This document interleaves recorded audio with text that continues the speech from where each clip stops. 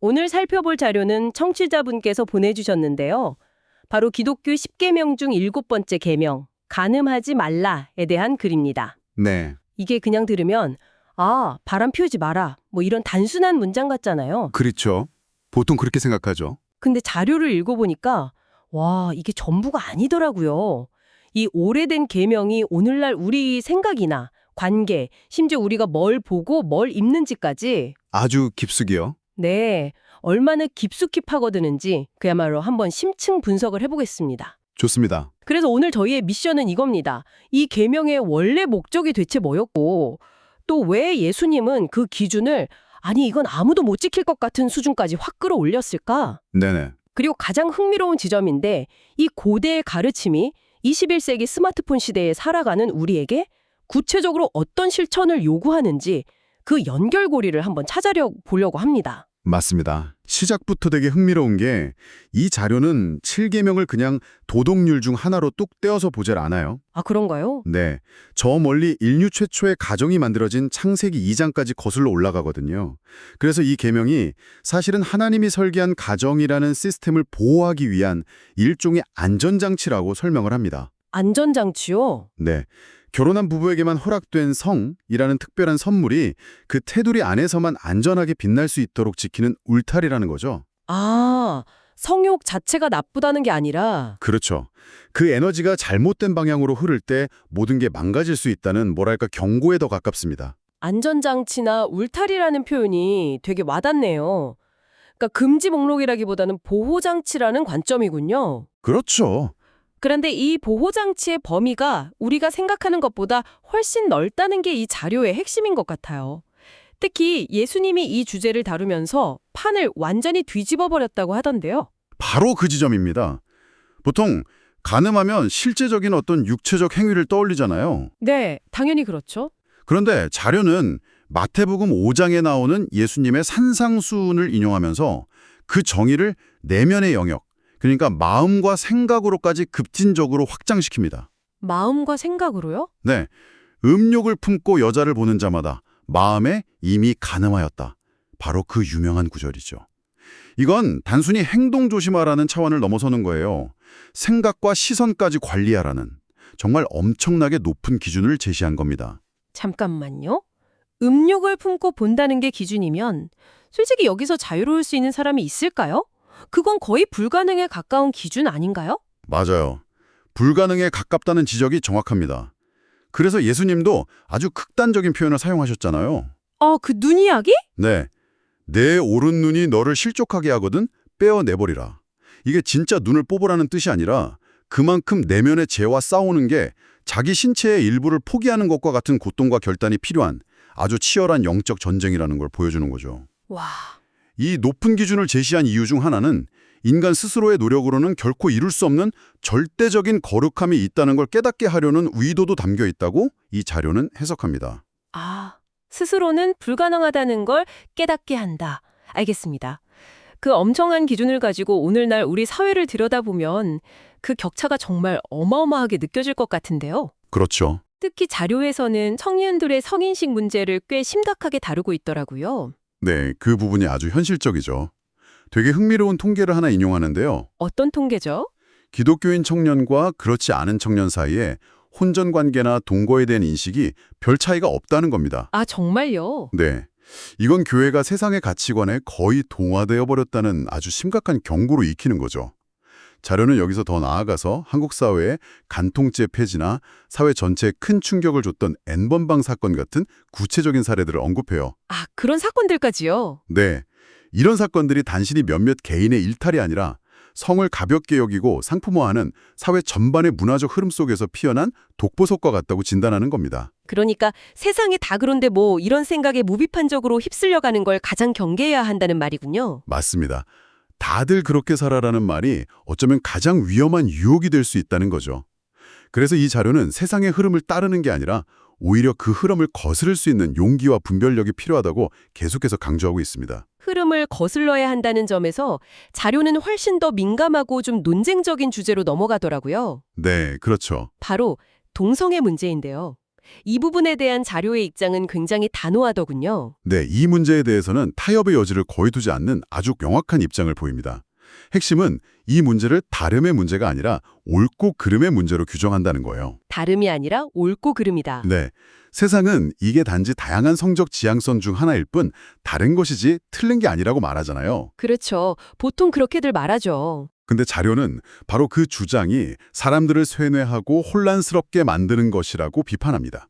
성경적 기준에서 벗어난 것을 다르다는 말로 포장할 수는 없다는 거죠. 저는 이 지점에서 청취자분들이 이런 질문을 하실 것 같아요.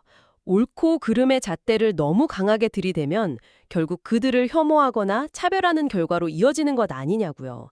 자료는 이런 비판에 대해서는 어떻게 답하고 있나요? 아주 중요한 질문입니다. 그리고 자료도 그 점을 분명히 인지하고 딱 선을 긋습니다. 아, 그래요? 네, 죄를 비판하는 것이 죄인을 정죄하거나 미워하라는 의미는 결코 아니라고 여러 번 강조해요.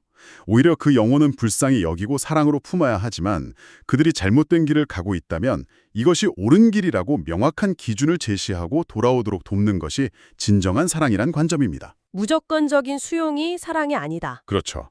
때로는 불편하더라도 진리를 말해주는 것이 참된 공동체의 역할이라고 설명합니다. 기준은 명확해야 돼? 태도는 사랑으로. 와, 이론적으로는 알겠는데 실제로는 정말 어려운 균형이겠네요. 맞습니다. 자, 그럼 이 모든 논의를 바탕으로 이 자료는 우리에게 그래서 구체적으로 어떻게 살라는 거냐라는 질문에 답을 하고 있나요? 아주 구체적인 지침들이 있다고 들었습니다. 네, 굉장히 구체적이고 실천적인 목록을 제시합니다. 크게 개인적인 차원하고 공동체적인 차원으로 나뉘는데요. 개인적인 차원부터 한번 볼까요? 네, 먼저 개인적으로는 아까 말한 마음의 간음과 직접적으로 연결됩니다. 첫째, 음란한 생각이 떠오르거나 음욕이 일어날 때 그걸 그냥 내버려 두지 말고 의식적으로 차단하고 싸워야 한다는 겁니다. 생각과 싸운다? 네, 기도를 하던 다른 생각으로 전환을 하던 적극적으로 대처해야 한다는 거죠. 그게 참 막연하게 들리기도 하는데 좀 더 구체적인 방법이 있을까요? 그래서 두 번째 지침으로 시각적 거룩이라는 개념을 제시합니다. 이건 훨씬 구체적이죠. 시각적 거룩이요? 네, 우리를 자극하는 시각 정보 자체를 피하라는 겁니다. 예를 들어서 선정적인 영화나 드라마, 인터넷 콘텐츠를 의도적으로 멀리하고 길을 가다가도 유혹적인 광고나 장면을 보게 되면 의식적으로 시선을 돌리는 훈련이 필요하다고 조언합니다. 아예 보지를 말아라. 그렇죠. 이건 나는 괜찮아, 이 정도는 이겨낼 수 있어 라면서 자기 자신을 과신하지 말라는 아주 현실적인 조언이기도 합니다. 유혹의 환경 자체에 자신을 노출시키지 말라는 거죠. 나 자신을 지키는 노력뿐만 아니라 공동체 안에서 서로가 서로에게 유혹이 되지 않도록 조심해야 한다는 내용도 되게 인상 깊었습니다. 나 하나의 문제가 아니라는 거군요. 정확합니다. 그래서 공동체적 노력으로 넘어가는 거죠. 첫 번째로 제시하는 게 바로 서로를 배려하는 옷차림입니다. 아, 옷차림. 네. 물론 옷차림은 개인의 자유 영역이지만 신앙 공동체 안에서는 나의 자유가 다른 형제나 자매에게 시험거리가 될 수 있다는 점을 인지해야 한다고 말해요. 과도한 노출은 보는 사람 마음에 어려움을 줄 수 있으니 서로를 보호하고 배려하는 차원에서 단정한 옷차림을 권장하는 겁니다. 이 지점도 아까 동성애 문제처럼 누군가는 왜 보는 사람의 마음을 옷 입는 사람이 책임져야 하냐고 반문할 수 있겠네요. 그렇죠. 충분히 나올 수 있는 비판이죠. 자료의 관점은 책임 전가라기보다는 공동체적 사랑의 실천에 가깝습니다. 아, 사랑의 실천. 네, 나의 권리만 주장하는 게 아니라 연약한 지체를 위해 나의 자유를 기꺼이 조금 절제하는 성숙한 태도를 요구하는 거죠. 두 번째 지침인 불필요한 신체 접촉 피하기도 같은 맥락이고요. 스킨십 문제요. 네, 의도와 상관없이 스킨십은 오해를 낳거나 감정을 자극할 수 있으니 서로의 경계를 존중하고 조심하자는 거고요. 그리고 마지막 세 번째 지침은 정말 이 시대에 딱 맞는 내용이었습니다. 물리적인 공간을 넘어서 가상 공간까지 언급하더군요. 맞습니다. 형제자매가 단둘이 있는 상황을 피하라는 지침인데요. 이게 단순히 밀폐된 공간에 단둘이 있지 마라, 이런 고전적인 수준을 넘어서요. 예를 들면 어떤 거죠? 예를 들어 밤늦게 개인적인 카톡이나 DM을 오랜 시간 주고받는 것처럼 가상 공간에서 형성되는 1대1의 내밀한 관계 역시 위험할 수 있다고 경고합니다. 아, 카톡이나 DM까지? 네, 성적인 죄는 어느 날 갑자기 벼락처럼 찾아오는 게 아니라 이런 사소하고 은밀한 경계가 무너지면서 시작되는 경우가 많다는 통찰인 셈이죠. 듣고 보니 정말 촘촘하네요. 생각부터 시선, 옷차림, 대화까지.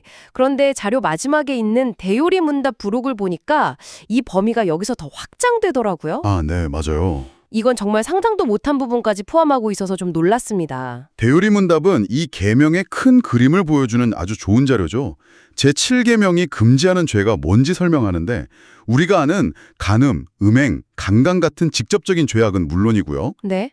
부정한 상상, 더러운 농담, 음탕한 눈빛, 단정하지 못한 옷차림까지 전부 죄의 목록에 포함시켜요. 와. 근데 여기서 더 나아가면 정말 놀라운데요.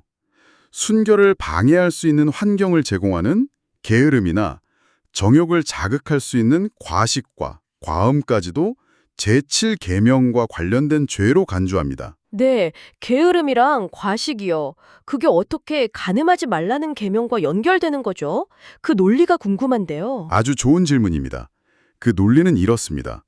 게으르고 할 일이 없으면 딴 생각, 즉 부정한 상상을 할 시간이 많아지고 유혹에 빠지기 쉽다는 겁니다. 아, 또 과도한 음식과 술은 이성을 흐리게 하고 육체적 쾌락에 대한 욕망을 자극하기 때문에 결국 성적인 죄로 이어질 수 있는 문을 열어준다고 보는 거죠. 와, 죄의 뿌리가 될 수 있는 모든 환경과 습관까지 관리해야 한다.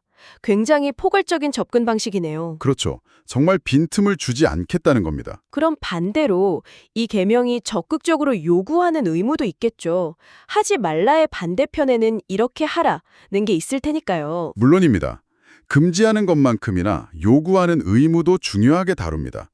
단순히 죄를 안 짓는 소극적인 상태가 아니라 몸과 마음, 생각과 말, 행동 모든 면에서 순결을 적극적으로 추구해야 한다고 말해요. 그 방법은 뭔가요? 그 방법으로 제시하는 게 경건한 사람들과의 교제, 단정한 옷차림, 식욕과 모든 욕망에 대한 절제, 그리고 자기 일에 부지런히 힘쓰는 근면함 같은 것들입니다. 아까 죄라고 했던 것들의 정반대네요. 맞습니다.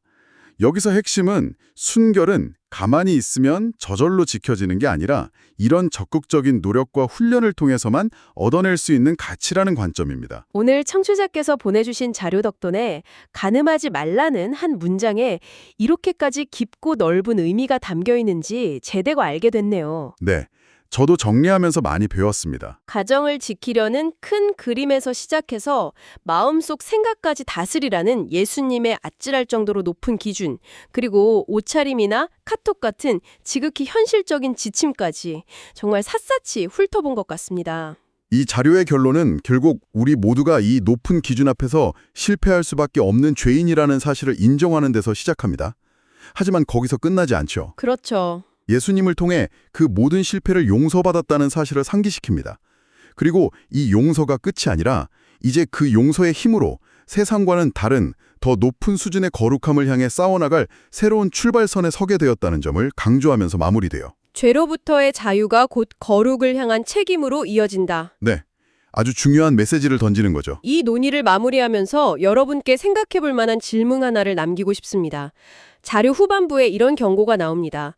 많은 사람들이 간음이라는 죄에 무너지는 순간은 사실 건강한 부부관계를 가꾸려는 노력을 소홀히 했을 때 찾아온다는 것입니다. 이는 이 도덕적 기준을 지키는 것이 단순히 하지 말아야 할 것을 피하는 소극적인 방어 행위가 아니라는 걸 보여줍니다. 오히려 건강한 관계와 거룩한 환경을 적극적으로 만들어가는 노력과 얼마나 밀접하게 연결되어 있는지 생각하게 하는데요. 여러분의 삶에서 순결과 거룩을 지키기 위해 여러분은 무엇을 피하고 계신가요? 그리고 동시에 무엇을 더 적극적으로 채우고 만들어가고 계신가요?